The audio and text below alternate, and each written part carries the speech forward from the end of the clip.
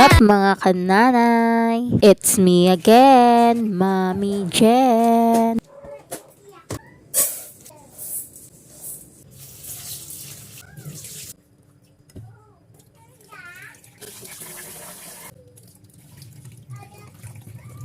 At ayan na nga, dahil magsi-6 na ng gabi ay magsasaing na ako ng aming panghapunan. Mga 6 PM talaga ako nagsasaing ng hapunan namin para pagkakain kami mainit-init pa yung kanin. Ayan nga, may tira pa nga kaming ulam kaninang tanghali kaya papainit ko na lang at yan din yung ulam namin ngayong gabi. Pag sinabi ko na nga kila Kuya Jayo nakakain na kami, ayan automatic na kumukuha na sila ng plato at kutsara. Tinutoka ko talaga sila sa mga gawaing bahay, yung mga simpleng gawain lang para kahit papaano naman may mga alam sila sa gawaing bahay. Pag nagluluto nga kami ng ulam sa tanghali hanggang gabi na nga yun para hindi na ako mag-iisip kung anong uulamin sa gabi. Kaya pag hindi talaga kami nakakapagluto ng tanghali, wala talaga kaming ulam sa gabi kaya mag-iisip na naman ako kung anong uulamin. At ayan na nga, kakain na nga kami mga modra.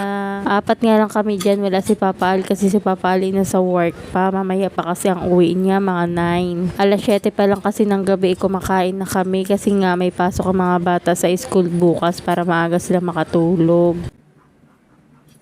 At ayan nga, dahil bumili nga si Papa Al ng mangga kanina at nagpapabili talaga si Kuya Jayo ng prutas pag wala siyang prutas na nakikita dito sa lamesa namin. At ayan na nga yung mangga, bay gusto ni Alexia iulam sa kanin kaya pinaulam ko na. Si Kuya Jayo at si Alexia talaga yung napakahilig sa prutas. Kaya si Kuya Jayo pag walang prutas na nakikita sa lamesa namin, lagi nagtatanong kung kailan kami bibili. Kumain na nga sila ng mangga, pagkatapos nga nilang kumain ng mangga, bay kakain pa yan ng saging. At hungry pa daw sila. O, diba? Napakatakot sa prutas na mga yan. Kaya yung isang piling na saging sa amin, ilang araw lang. At si Kuya Joy at si Alexia, kumain ng saging.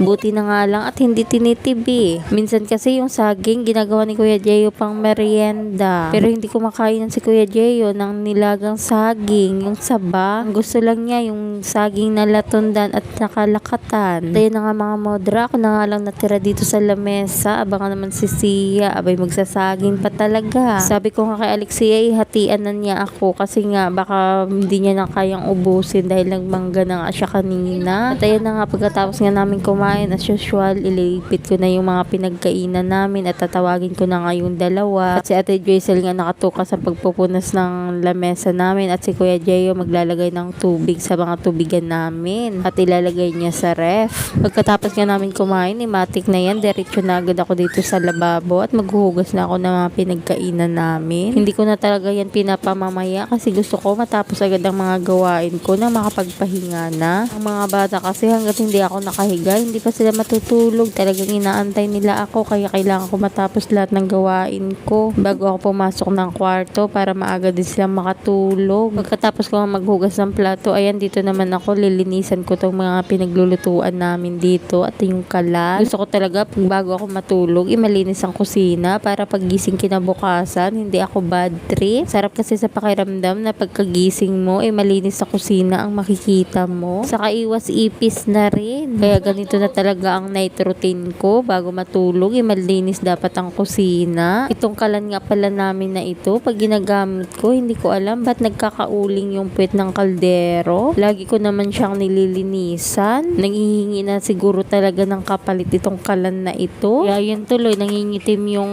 puwet ng kaldero namin. Hindi ko talaga alam kung bakit siya nagkakauling. Dati kasi talaga sa rice cooker kami nagsasaing kaso lang nasira na yung rice cooker namin kaya sa kalan na ako nagsasaing. Kaya na nga, binrush ko na rin yung lababo namin. Hindi ko nga alam kung ano ipapanglinis ko dito sa lababo namin. Ang kumintab naman ng pagka-stainless niya. Pa-share naman sa inyo mga kananay kung yung mga ginagamit nyo panlinis sa lababo nyo para kumintab yung pagka-stainless niya. Ang dami ko na kasing tinry na ipanglinis dyan, hindi talaga siya kumikintab. At ayan na nga, pagkatapos ko maglinis dito sa kusina, magtututbrush na din ako. At pagkatapos ko magtutbrush, yung dalawang bata naman ang tututbrushan ko. Si Kuya Jayo at si Alexia. Tinututbrushan ko nga muna yan sila bago ko sila hinahayaang magtutbrush ng sarili nila kasi hindi nila natututbrush ng ayos pag sila lang. At yan nga si Alexia, minsan nag-aaway kami kasi ayaw niya magpatutbrush sa akin. Pagkatapos nga magtutbrush ni Kuya Jayo, maglilinis na siya ng kanya sa CR at si Alexia nilang lilinisan ko. Si Kuya Jayo kasi marunong marunong na maglinis ng sarili niya. Tinuruan ko na din siya. Pero pagpapasok siya sa school, maliligo sa umaga, nililiguan ko pa siya. Pero pag wala namang pasok, hinahayaan ko siya na maligo sa sarili niya. Pagkatapos nga maglinis ng dalawa, ako naman ang maglilinis. Pagkatapos nga namin maglinis lahat, ay doon na nga kami sa kwarto at papatulugin ko na yung mga bata kasi may pasok kinabukasan. At hanggang dito na nga lang muna mga modra. Salamat sa panunood.